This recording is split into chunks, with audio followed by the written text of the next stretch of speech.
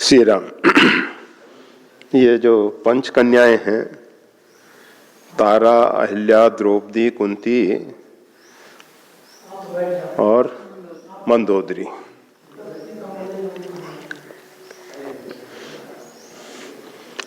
इनका स्मरण करने से कल्याण होता है। अब इस विषय में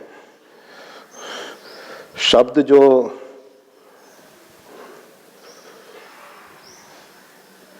कन्या को लेके आपको थोड़ी सी समस्या पैदा हो गई है कि इनका विवाह हुआ और एक के बाद द्रौपदी के तो 5 पतियों के साथ विवाह हो गया और मंदोदरी और तारा के 2 बार विवाह हो गए, ऐसा भी समझ लीजिए।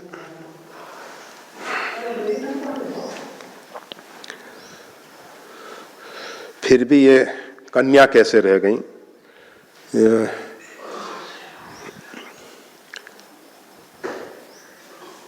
इनका स्मरण जो किया गया पंच कन्याओं के रूप में किया गया, परंतु विवाहिता होने के बाद ये कन्या नहीं है।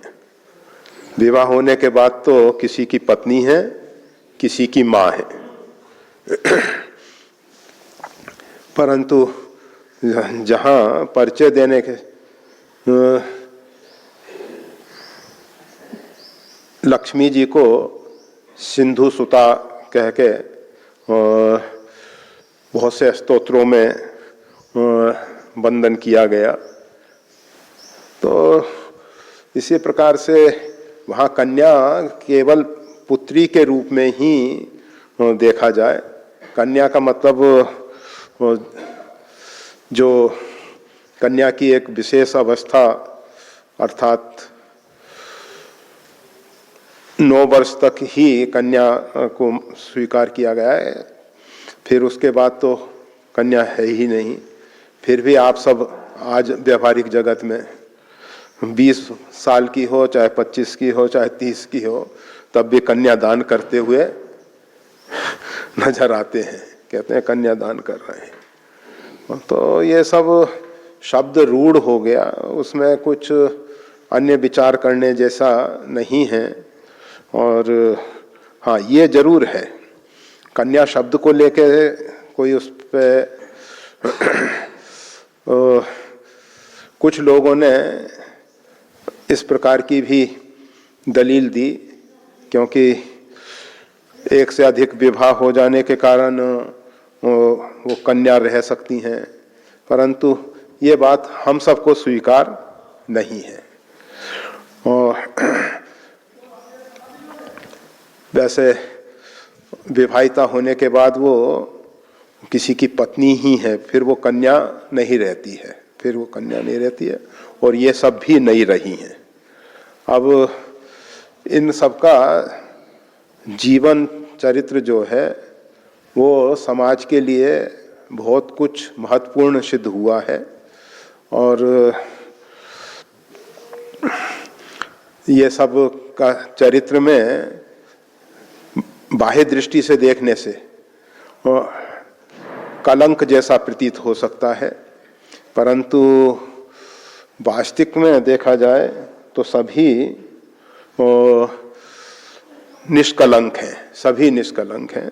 उसमें जैसे पहले अहिल्या जी को ले लिया जाए तो अहिल्या जी के विषय में ऐसी पुराणों में चर्चा मिलती है कि ब्रह्मा जी ने एक श्रेष्ठतम नारी का सृजन किया, जिसमें उन्होंने अपनी दृष्टि से अधिक सौंदर्य रख दिया, परंतु सोचा कि इसको किसको दिया जाए। इंद्र मोहित था, इंद्र चाहता था कि जितना भी श्रेष्ठ सौंदर्य है वो उसकी उपभोग वस्तु बने, परंतु ब्रह्मा जी ने कहा कि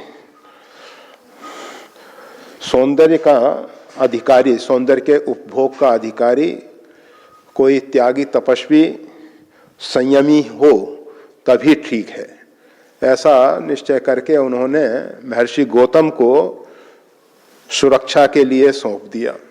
और महर्षि गौतम जो हैं उनको अच्छे ढंग से सुरक्षित रखते हुए उनका पालन पोषण किए। ये सब होने के बाद भी उनका मन कभी भी उनके प्रति स्त्री भाव से चलायमान नहीं हुआ। ब्रह्मा जी ने देखा कि जो व्यक्ति इतना अधिक संयमी है, लोग सौंदर्य की कल्पना करके कामुक हो सकते हैं, और ये व्यक्ति ऐसा है जो इतने लंबे समय से ये नारी इसके पास है और इसका मन जो है किसी भी प्रकार से विचलित नहीं हो रहा, तो इसको महर्षि गौतम को ही समर्पित कर देना चाहिए। अब ये जो गौतम शब्द का अर्थ है, गो यानी इंद्रियें, तम यानी अंधकार, अर्थात जिसकी इंद्रियें भोगों की तरफ ललायित नहीं है, जैसे नेत्र होते हुए भी नहीं देख रहे हैं, अर्थात नेत्र अपने विषय को नहीं भोग रहा है। तो इसी प्रकार से गौतम जी जो हैं भोगों के होते हुए भी उसमें लिप्त नहीं है। और उसके बाद विवाह हो गया। विवाह हो जाने के बाद महर्षि गौतम की पत्नी के रूप में रहीं। उनके जीवन में एक ऐसा दिन आया, इंद्र तो पहले से उनको पत्नी बनाने का इच्छुक था, इसलिए उसने वेश बदल के रात्रि में महर्षि गौतम जो हैं, जब वो मुर्गा बोलता है उसको अरुणोदय काल कहा जाता है, अरुण शिखा धुनि कान, तो वो उसमें महर्षि गौतम उठ के स्नान के लिए चले जाते थे। गौतम ने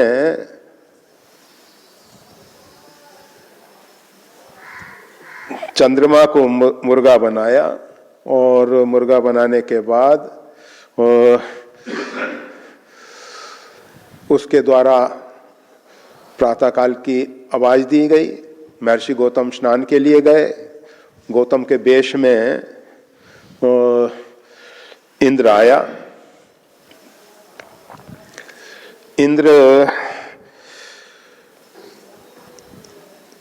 के साथ इंद्र ने मतलब अहिल्या के साथ छल किया और छल करके उसका संपर्क किया। इस विषय में थोड़ी सी अहिल्या के विषय में थोड़ी चूक हुई है। वाल्मीकि रामायण में तो स्पष्ट है कि अहिल्या इंद्र को जान गई, और वैसे भी अगर सोचा जाए तो अहिल्या को इतनी समझ होनी चाहिए थी कि महर्षि इस समय तत्काल स्नान के लिए गए थे, कैसे लौटे आए, और लौटने के बाद कभी भी वो प्रातःकाल इस प्रकार के कृत्य में कभी संलग्न होते ही नहीं थे, तो आज ऐसा कैसा हो रहा है, ये सब तो ये सब विचार करती। पर वाल्मीकि रामायण में स्पष्ट है कि वो पहचान गई और उसने कहा कि मैं संतुष्ट हूँ। जब महर्षि गौतम स्नान करके आए, इंद्र निकल के जा रहा था, इंद्र को पहचान लिया और उन्होंने कहा कि तू इन कामुक भोगों के प्रति इतना ललायित है, जा तेरे शरीर में 1000 छिद्र हो जाएंगे। तो इंद्र को श्राप दे दिया। उसके बाद अहिल्या को भी उन्होंने कहा कि तुमने इतना ऋषि पत्नी होने के बाद ऐसा कृत्य किया, जाओ तुम भी, तुम्हारी बुद्धि जो है जड़वत है, तुमने विवेक का उपयोग नहीं किया, इसलिए जाओ पत्थर हो जाओ। इंद्र ने अन्य विनय की प्रार्थना की कि मैंने भूल की, अपराध किया, आप ऋषि हैं, क्षमा कर दें। उन्होंने कहा कि दंड भोग लेने से ही उसमें हित है तुम्हारा, इसलिए तुम दंड भोगो, और ये आशीर्वाद देता हूँ कि ये जो छिद्र हैं तुम्हारे, ये भगवान श्री राम के दर्शन के लिए नेत्र बन जाएंगे। और ऐसे सभी जगह उल्लेख मिलता है, रामचरितमानस में भी और अन्य जगह के इंद्र ने भगवान श्री राम के सहस्त्र नेत्रों से दर्शन किए। तो इंद्र को इस प्रकार से अहिल्या को भी यही आशीर्वाद दिया गया कि जब भगवान श्री राम जो हैं वो भूमंडल पे अवतरित होंगे और उनकी चरण धूलि से तुम्हारा ये जड़त्व दूर हो जाएगा। हुआ भी है, और भगवान श्री राम जब वहाँ पधारे और उनके चरण धूलि का स्पर्श हुआ तो वो पुनः नारी रूप में हुई और भगवान की भक्ति में डूबते हुए उन्होंने अतिशय बड़भागी चरणन लागी, मतलब उनको गोस्वामी तुलसीदास जी कह रहे हैं वो अतिशय बड़भागी है जो इतने लंबे समय तक कठोर तप करके वो अपने किए हुए भूल का पश्चाताप की, और पश्चाताप के साथ साथ भगवान की कृपा प्रसाद को पाके फिर यही भांत सिधारी गौतम नारी अपने पति लोक में चली गई। तो ये जो एक घटना घटी है, ये हम सबके लिए बहुत अधिक प्रेरणाप्रद है, हम सबके लिए। इस आख्यान में पुरुषों के लिए बताया गया कि अगर पुरुष कामुक दृष्टि से किसी भी माँ बहन को गलत उपभोग के रूप में स्वीकार करेंगे तो भले ही वो कितने ही अधिक ऐश्वर्यशाली हों, कितने ही उच्च पदासीन हों, अथवा कितने ही बड़े शुभ कर्म करके उन्होंने वो स्थिति पाई हो, परंतु उनका तत्काल पतन हो जाएगा, तत्काल पतन हो जाएगा। तो ये बहुत अधिक प्रेरणाप्रद है, इसीलिए ये पंचकन्याओं के स्मरण में अहिल्या का नाम पहला आता है। फिर महिलाओं के लिए, नारियों के लिए भी ये है कि अगर कामुक होके किसी पुरुष के साथ इस प्रकार से, तो उनको भी उसका परिणाम भोगना पड़ेगा। अब इसमें कोई इसका एक विपरीत अर्थ ना ले ले। चलो अच्छा है, अगर पत्थर बनने के बाद भी भगवान की प्राप्ति होती है तो ऐसे कर्म से अगर आगे चल के ये प्राप्ति होती है तो ऐसा ही वो अनर्थ होगा, अर्थ नहीं अनर्थ होगा। वो तो ठीक है, उस समय ऐसी लीला भगवान की हुई जिससे उसका कल्याण हो गया। नहीं तो भगवान, हाँ, भगवान की कोई भी शरण में आ जाए, अत्यंत दुराचारी भी क्यों ना हो, तो भगवान उसका त्याग नहीं करते हैं, परंतु शरणागति स्वीकार करने के बाद। और अगर कोई सोचे कि भगवान तो पतित पावन हैं, भगवान तो परम दयालु हैं, भगवान तो कृपा करेंगे ही, तो उस विषय में थोड़ा सा समझ लेना चाहिए। जब कुछ लोग भगवान श्री राम की प्रशंसा करते हुए कह रहे थे कि भगवान श्री राम ने देखो कैसे कृपा की कि इनकी चरण धूलि से अहिल्या जो हैं पुनः चेतन होके और भगवान की भक्ति का वरदान मांग के अपने पति लोक को गई, तो एक ऋषि कुमार कह रहा था इसमें भगवान श्री राम की कोई विशेषता नहीं। इसमें तो हमारे महर्षि गौतम अगर ऐसा आशीर्वाद नहीं दिए होते तो राम जी की चरण धूलि से ऐसा नहीं हो पाता। ये तो हमारे महर्षि के जो वचन थे उनकी पूर्ति के कारण ही ऐसा हुआ है। तो ये समझ लेना चाहिए, हम सबको समझ लेना चाहिए कि वो तो महर्षि गौतम जैसा कोई व्यक्ति हो और वो ऐसा कभी कभी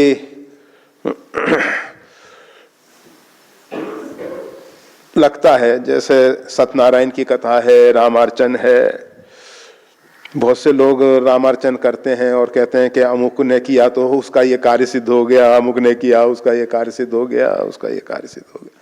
बहुत से कर रहे हैं और किसी विशेष कामना से कर रहे हैं और उनकी कामना की पूर्ति नहीं होती।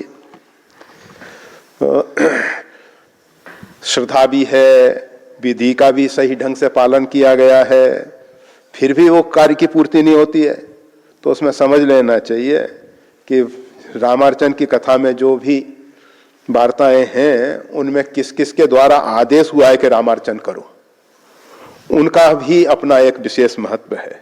अगर किसी सिद्ध महापुरुष के द्वारा रामार्चन का आदेश दिया जाएगा तो निश्चित है उसका फल उसको मिलेगा ही, और वैसे भी रामार्चन का फल तो मिलता ही है, नहीं मिले ऐसी बात नहीं है, पर उसमें मुख्य बात वो है।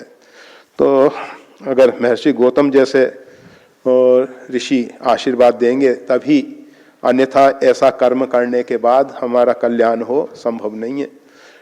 तो ये अहिल्या का उपाख्यान नारी और पुरुष सबको कामुक वृत्तियों से बचाने के लिए, रक्षा करने के लिए, गलत ढंग से काम का सेवन न किया जाए, इसके लिए प्रेरणाप्रद है।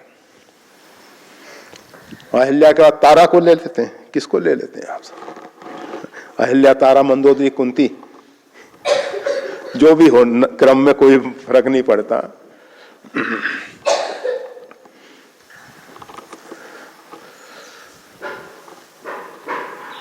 तारा के विषय में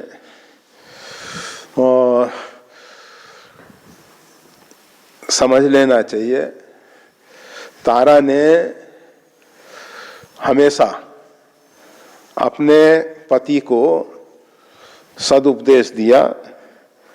जब बाली जो है सुग्रीव से युद्ध करने के लिए तैयार हुआ तो तारा ने समझाया कि देखो, सुग्रीव आज तक इतना भयभीत रहता था और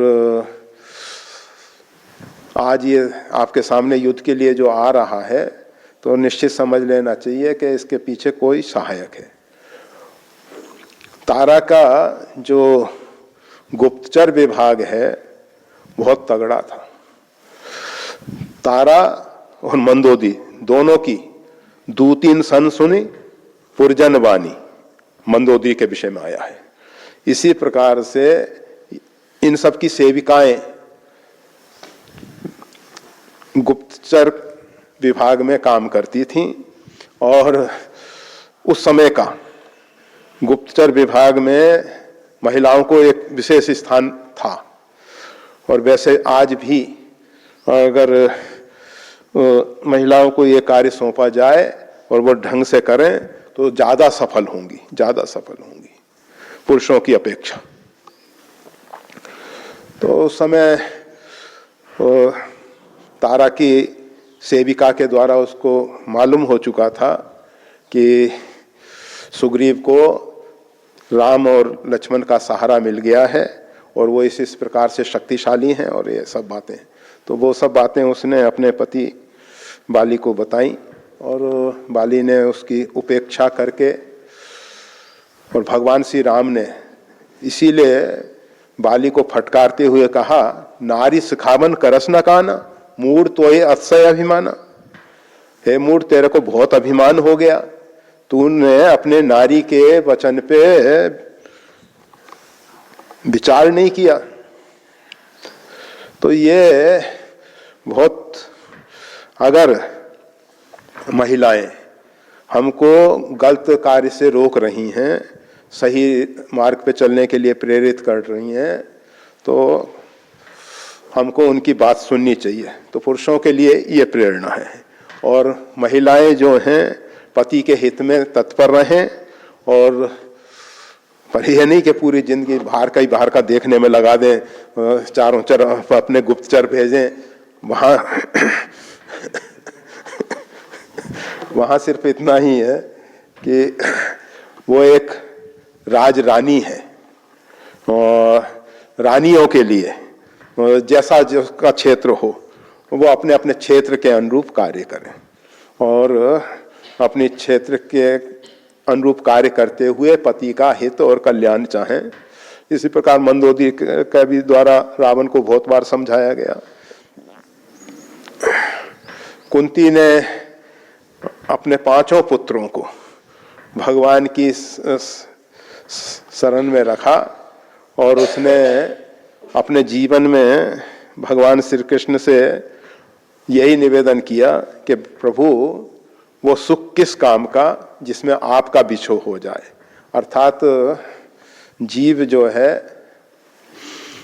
परमात्मा को पाकर ही सुख की कल्पना करे, परमात्मा से अलग होके सुख की कल्पना ना करे। अगर जीव परमात्मा से अलग होके सुख का उपयोग करता है, उपभोग करता है, तो निश्चित है कि उसका पतन हो जाएगा। सुख भोगो, जरूर भोगो, तेन त्यक्तेन भुंजी था, भोगों को भोगो परंतु त्याग पूर्वक। जिस प्रकार से समुद्र जो है उसके कोई इच्छा नहीं है और पर सरिताएं उसमें जल भर रही हैं, उसमें पर्याप्त जल है। इसी प्रकार से अपने आत्मानंद में, निजानंद में हमेशा परिपूर्ण रहो। उसके बाद प्रारब्धा अनुसार कोई भोग आ जाए, ये नहीं कि दिन रात उसका चिंतन करके उसी के खोज करते हुए भटकते रहें। तो माता कुंती ने यही बात बताई कि प्रभु अगर साथ में हैं तब तो वो सुख सुख है, और भगवान नहीं है तो कितना ही राज ऐश्वर्य पद प्रतिष्ठा सब मिल जाए तो वो सब बेकार है। तो माता कुंती जो हैं श्रेष्ठ माताओं के रूप में देखी जाती हैं। वैसे ब्रह्मा की जो सृष्टि है उसमें विधि प्रपंच गुण अवगुण साना, कहीं वेद इतिहास पुराना। सब जगह गुण और दोष मिले हुए हैं। केवल कोई गुणवान ही व्यक्ति मिल जाए संभव नहीं है। जहां गुण होंगे कुछ ना कुछ अवगुण भी होंगे, और जहां अवगुण होंगे वहां गुण भी होंगे। किसी में गुण ज्यादा हो सकते हैं, किसी में अवगुण ज्यादा हो सकते हैं।